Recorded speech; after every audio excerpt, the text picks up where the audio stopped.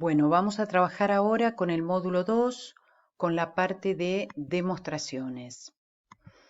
Los resultados válidos en matemática son aquellos que se pueden demostrar, es decir, que a partir de otros resultados válidos y de las reglas lógicas, podemos afirmar que un enunciado es verdadero. En ese momento el enunciado se va a transformar en lo que llamamos teorema y forma parte ahora de ese nuevo conjunto de resultados válidos que se usan para probar nuevos enunciados. Mientras no se encuentre una demostración, el enunciado tiene estado de conjetura, algo que parece válido, que se ha visto que en muchos casos funciona, pero que no se ha podido probar en general.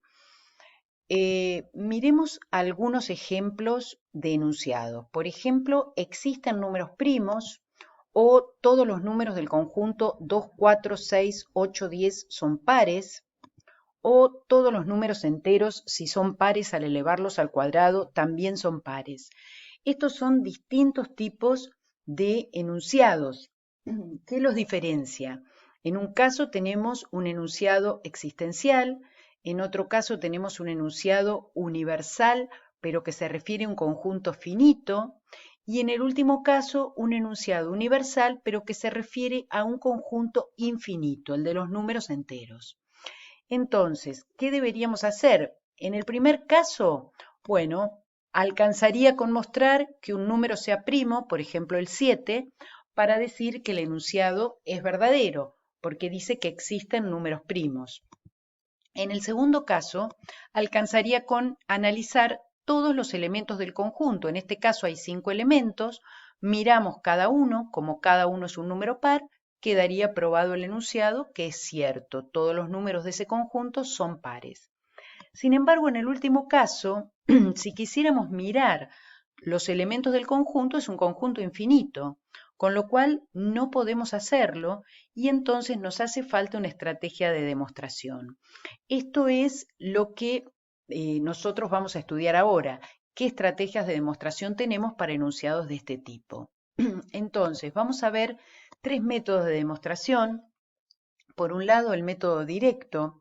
Si tomamos ese mismo enunciado que dice todos los números enteros, si son pares al elevarlos al cuadrado, también son pares, recordemos que podemos simbolizar este enunciado diciendo para todo x, p de x entonces q de x, siendo p de x, x es par, q de x, x al cuadrado es par, y el universo de los números enteros.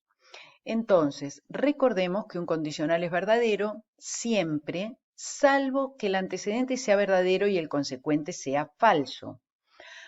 Entonces, lo que vamos a ver en este método es que eso no puede pasar. Suponemos el antecedente verdadero y lo que vamos a ver es que el consecuente tiene que ser verdadero también.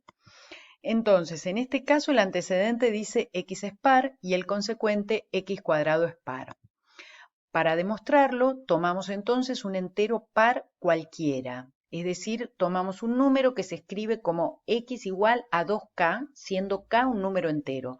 Así definimos un número par, 2 por un número entero, o lo que es lo mismo, un múltiplo de 2, ¿sí? Al poner un k que sea un número entero cualquiera, estamos diciendo x es un par cualquiera. Tenemos que ver entonces que si lo elevamos al cuadrado, también es par.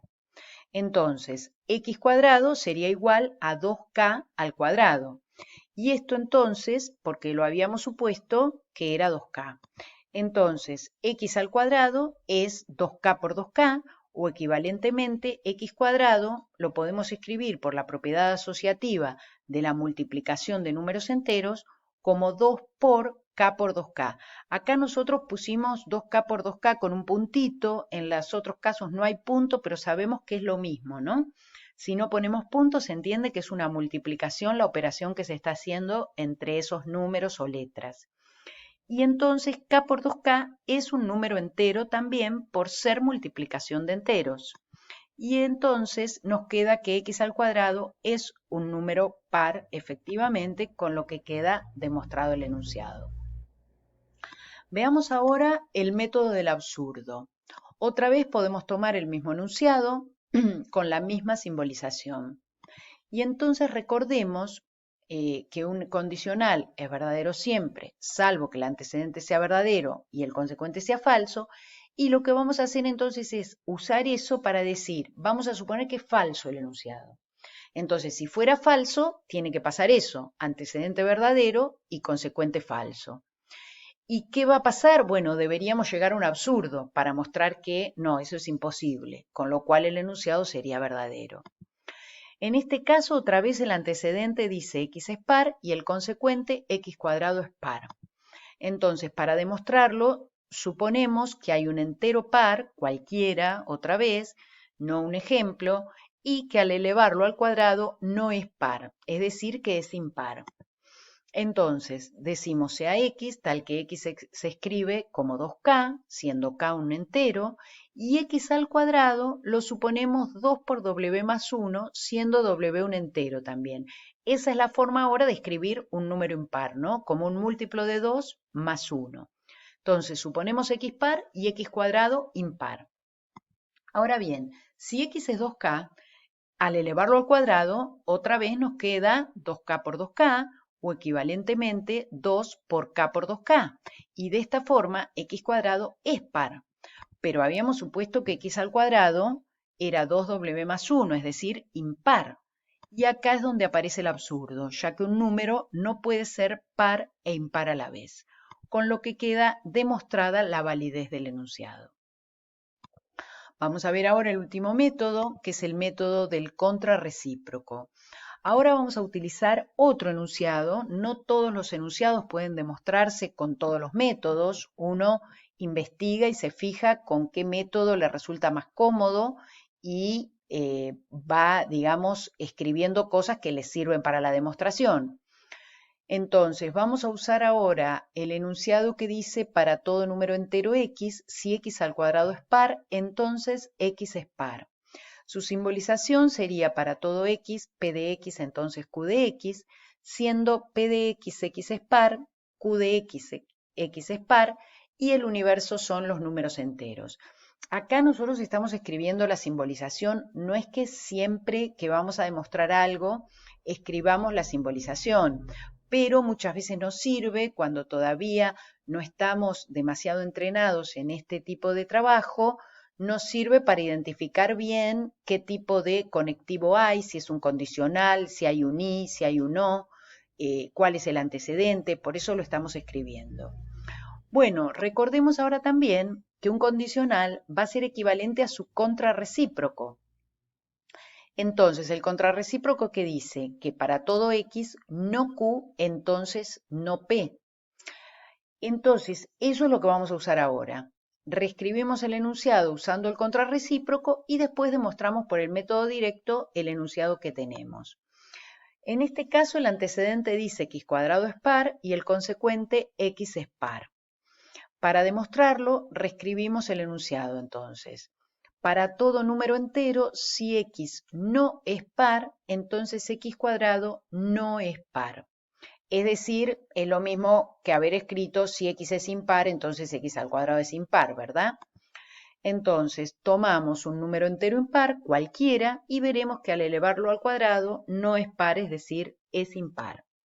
Entonces, tomamos x, que lo vamos a escribir como 2k más 1, siendo k un número entero. Entonces, x al cuadrado sería 2k más 1 al cuadrado. Desarrollamos ahora ese cuadrado. Recordemos que eso es el cuadrado de un binomio. Hay dos términos sumados y elevado al cuadrado. Entonces, ¿cómo se eleva al cuadrado? No se distribuye el cuadrado en la suma. Entonces, lo que tenemos que hacer es el cuadrado del primero, es decir, 2k al cuadrado, más 2 veces el primero por el segundo, en este caso quedaría 2 por 2k por 1, que nos da 4k, más el segundo al cuadrado, que como es un 1, nos queda 1. Y eso lo escribimos entonces, este 2k cuadrado, como está entre paréntesis, es 2 al cuadrado por k al cuadrado, es decir, 4k cuadrado más 4k más 1. Y ahora, sacando factor común, nos queda que x cuadrado es 2 por 2k cuadrado más 2k más 1, o sea, el 1 no está agrupado en ese paréntesis. Entonces, como 2k cuadrado más 2k es un número entero porque es suma y producto de números enteros, nos quedó que x cuadrado era 2 por un entero más 1, es decir, es un impar, ¿sí? Porque lo podemos escribir como 2 por un entero más 1. Y de esta forma queda demostrada la validez del enunciado.